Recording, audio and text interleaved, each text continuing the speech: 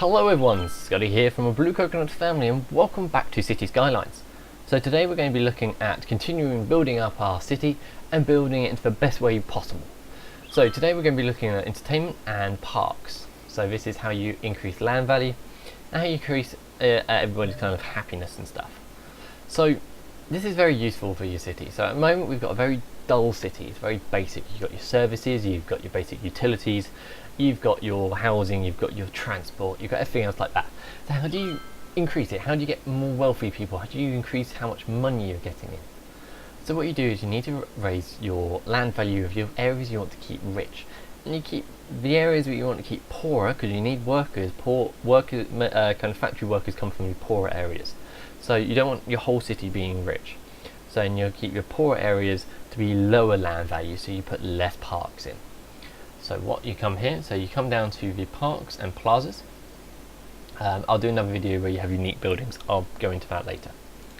So parks and plazas. So you've got your parks here, which are for residential areas, but can be used for kind of commercial areas as well, but are more tailored towards kind of residential areas. Then you got plazas. These are for more tailored towards your commercial areas and your office areas. So these are sort of intercity things. You also got other parks, so your kind of sports parks, and then you got kind of tourism and leisure, which I'll go a little bit into, but yeah, probably in another video. So today we're going to look at this. So what do these all mean? Which ones do I use? What's the best for this area? So I'll go into those sort of things. So we've got small parks, you've got kind of small playgrounds, parks of trees, large playground, dog park, so on and so forth. I've got a couple of extras in here, starting from kind of a big cinema, and I've got some car parks in here for some reason. I've got a bridge, because that for some reason goes in here. I've also got canals. So they're bits I've added on with mods. Okay. So, but really, if we look at these, what do they mean? Pollution zero, noise pollution zero, good. It means it produces no pollution into my city. It means that no one gets ill. And it causes no noise pollution, good. That means people can live next to it and they won't moan. Upkeep costs £8 a week. Important to know, because if you have a lot of these, it will cost you a lot. Cost £1,000 to build. Water, uses zero amount of water a week, but uses 32 kilowatts of electricity. Okay, has a visitor capacity of 75. And of course, with these, they're going to go higher and higher. These are things that are very important to make note of. Now, the next thing to take note of is when you pull them out, you'll see a little green ring. That's its effective distance. And of course, with bigger parks, it kind of gets bigger. Let's find an example. So there you go. There's a smaller one. It's a lot smaller. That's a lot bigger. That's a pretty large one. For Bounce Castle, it's pretty large, and so on and so forth. Whereas cinema, it doesn't. That's because it's a mod, and I'll do those in another video. Or actually, if there's a mod, have a look at it yourself. Very useful. So let's have a look at the small parks. So small parks, it's not very small. So where would you put one of these? You'd want to put these where the kind of area affects the most amount of people. Now, of course, you've got an issue here where kind of your main areas, you don't have that much space. So you've got to find somewhere where it just tailors in perfectly. So there, that's actually quite nice. So place it here. And you do have to sacrifice some buildings. And immediately you see some people go, yes, that's good, I'm upgrading my house. So it's good. Already pulling in some better people. So you see lots of buildings now upgrading because they're now happy. But you haven't seen much change in colour. So it's still red, it hasn't turned to that lovely blue yet. That's when you get to a blue and you get to lighter colours and you get more accessibility is higher.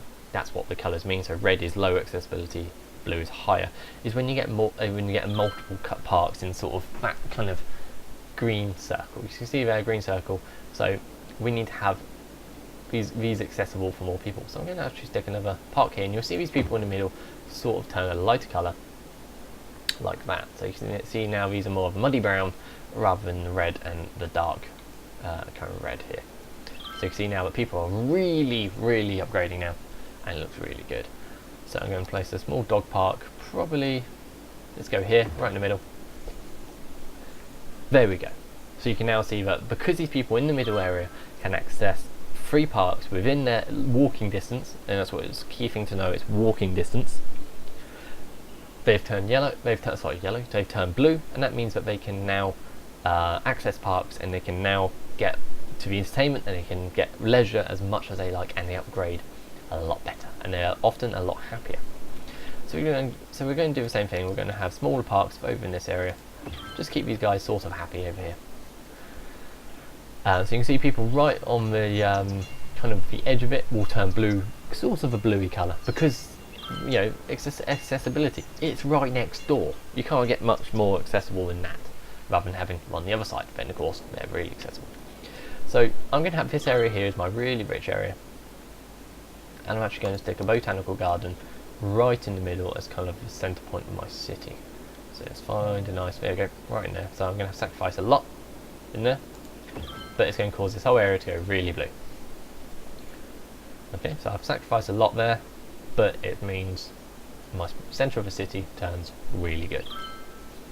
So that's my rich area. I'm going to have this bit as also rich. This bit is going to be my poor area down here.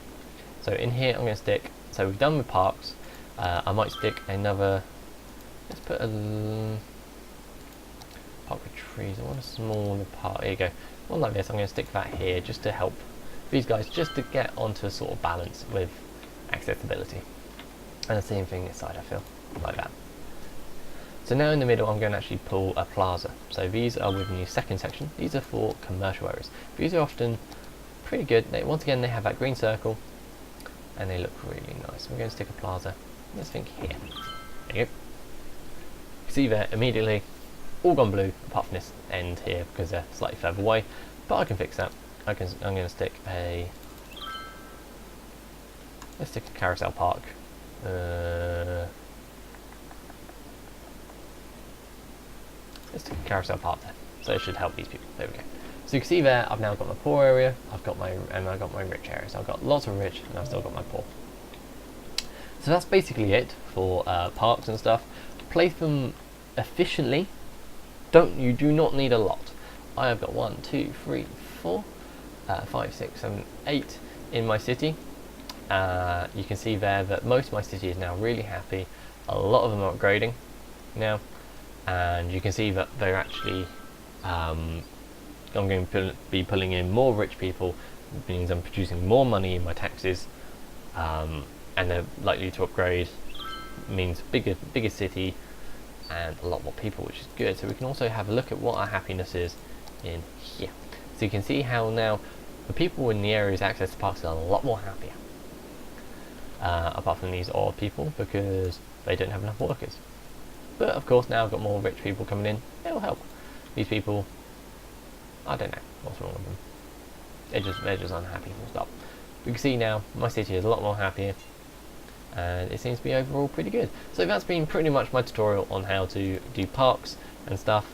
I hope it's been very useful. If it has, hit that like button.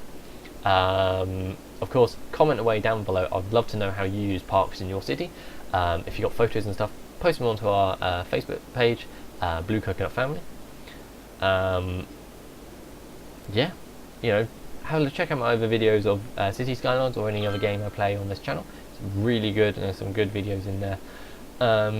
May I recommend you watch some of my Railcraft tutorials if you're into Minecraft and stuff, and modded in with that.